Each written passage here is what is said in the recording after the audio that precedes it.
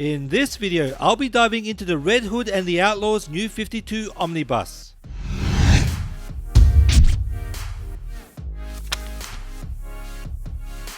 What is going on, everybody? This is Alex and I'm back once again with another Omnibus review. Unlike a couple weeks ago when I covered the Final Crisis 10th Anniversary Omnibus, the Red Hood and the Outlaws New 52 Volume 1 Omni is actually very straightforward on what it collects, but like every other collected edition, we first need at some level to understand the foundation of the characters featured in the book and what drives them. So without further hesitation, let's get right into it.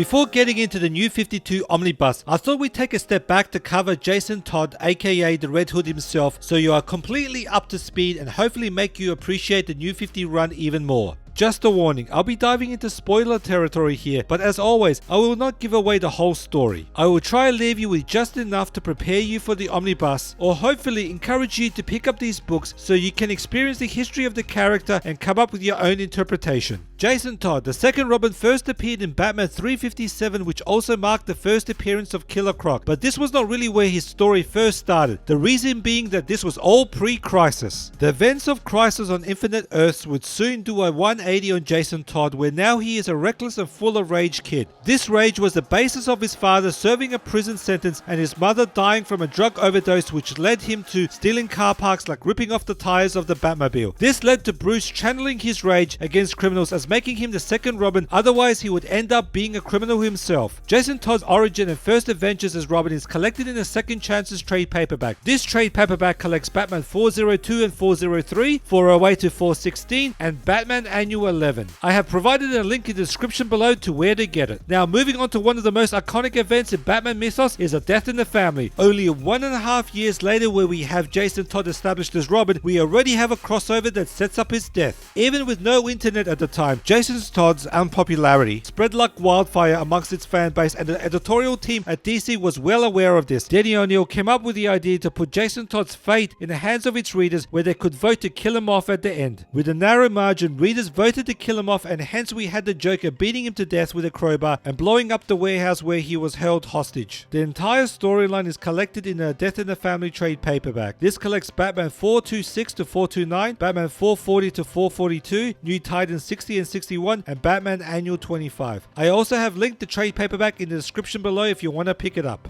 I am actually very surprised on why we never got an upgrade on this, either as a deluxe hardcover or absolute. In my opinion, we need to have Jim Starlin, Marv Wolfman, Jim Aparo, and George Perez's work shine in this larger format. Sound off your thoughts in the comments below if this is something you guys want to see. Next, we find Jason appear in the Under the Hood storyline in Batman 635. This issue dropped in February 2005, where we find Jason Todd alive after 15 years. This saga is a must read, but it deals more with the Black Mask rather than Bruce coming to terms with Jason being alive. The pivotal panels are towards the end of the arc, where we find a standoff between Batman, Jason, and the Joker. That said, it's not until Batman Annual 25 on how the resurrection is played out. Jason came back to life as the result of Superboy Prime altering reality in a paradise dimension where he was trapped during the Infinite Crisis storyline. Even though alive, he wasn't in full health mentally and physically, so Talia al Ghul went to extreme measures to drop him in the Lazarus pit to restore his health and memory. This arc is collected in the Batman Under the Red Hood trade paperback, which contains Batman 635 to 641, 645 to 650, and Batman Annual 25. Jason Todd's Lost Days were expanded in a 6-issue miniseries, which was also collected in a trade paperback, but unfortunately we never get his clear intent on why he chose the Red Hood persona. Maybe I missed it in a certain panel, but I personally didn't need an explanation after reading all the previous storylines featuring Jason Todd.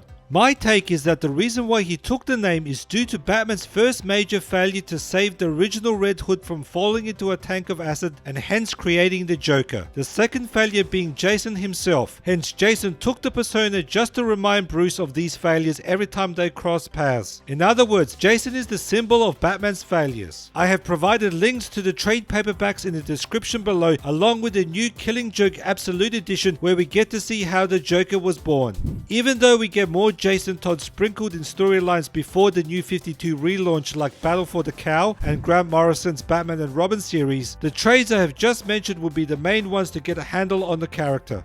This now finally brings us to the New 52 relaunch after the events of Flashpoint. In mid-2011, DC Comics decided to do a major revamp of all its titles, and we get Jason in his own title and a team as well. He would team up with Roy Harper aka Arsenal and Starfire. If you didn't get a chance to pick this up in floppies, this New 52 run was originally collected across 7 volumes for the 40-issue run before the title got relaunched as Red Hood Arsenal. What this omnibus collects is the first 27 issues and annual of the main run, including issue 0 where we get a cleaner and more simplified version of Jason Todd's origin story, as well as Batman 17 and Teen Titans 16. The reason why we have the Batman and Teen Titans issues included here was due to the Death of the Family crossover, which can also be found in the standard hardcover and trade paperback form. Again, links in the description below if you haven't already obtained or read the major Batman crossover by Snyder and Capullo. I'd like to also mention that even though Scott Lobdell wrote the majority of the issues on this epic run that is still ongoing, we have James Tynion coming in for the annual and doing issues 19 to 27. We have Scott come back on this run on issue 32, which will be collected in a second volume. As for the design of the book, Monique Narbonetta from the DC design team totally knocked it out the park. On the dust jacket, we are immediately greeted with Tyler Kirkham and Alex Sinclair's artwork from issue 16 of the run, and on the back we get Ken Lashley's artwork from annual 1. I totally love the spine design and how it stands out on the shelf. Definitely looks great. Taking off the dust jacket, we thankfully don't see the black boards but a crispy wraparound designed by Monique. The color scheme absolutely works here and we see this consistency and elements throughout the book. For the interior work, I definitely love how it was all put together and the paper stock is on point just like the previous omnibus releases. As I traverse through this book, we can see the absolute stunning art from Kenneth Rocafort, Timothy Green, Tyler Kirkham and Julius Gopez. Having their art on these oversized pages really makes their work shine, and even though we have such a diverse line of artists throughout the Omni, all I can see is breathtaking art on nearly every page. In my personal opinion, this book is truly underrated and deserves way more praise with a reader base. For the extras in the trade paperbacks, we've got a character sketch gallery and pencil works in the first 3 volumes. In this omnibus we get the same, but I'd like to add for every cover page we get complimentary pencil and inks just like what we would see in an unwrapped edition. It was great placement to have this between each chapter rather than all clumped at the back of the book. The binding is solid on all fronts for this book and you see no gutter loss as I flip through page to page. I am pretty happy on how this was all put together and I can't imagine anybody complaining here. I hope we continue to see this in the future volumes. So what's next? What we can expect in the next volume is the remaining 13 issues of the main run along with Annual 2 and the Futures End one shot. I also assume the DC team will not skip the Red Hood Arsenal 13 issue run and this should collect 28 issues, which makes a good second volume. I hope this goes into Rebirth territory where we have volume 3 collect the first 27 or so issues, because Scott Lobdell is firing on all cylinders ever since we got Rebirth.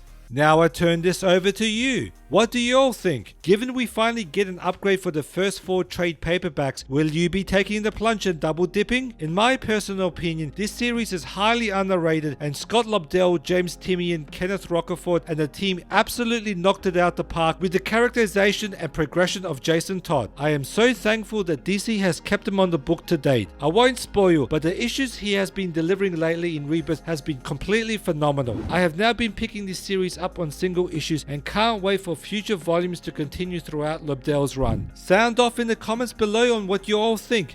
Again, a special thanks to you all for your continued support for making this channel grow, not only on YouTube but on Twitter and Instagram as well. This is Alex and I'll catch you in the next video.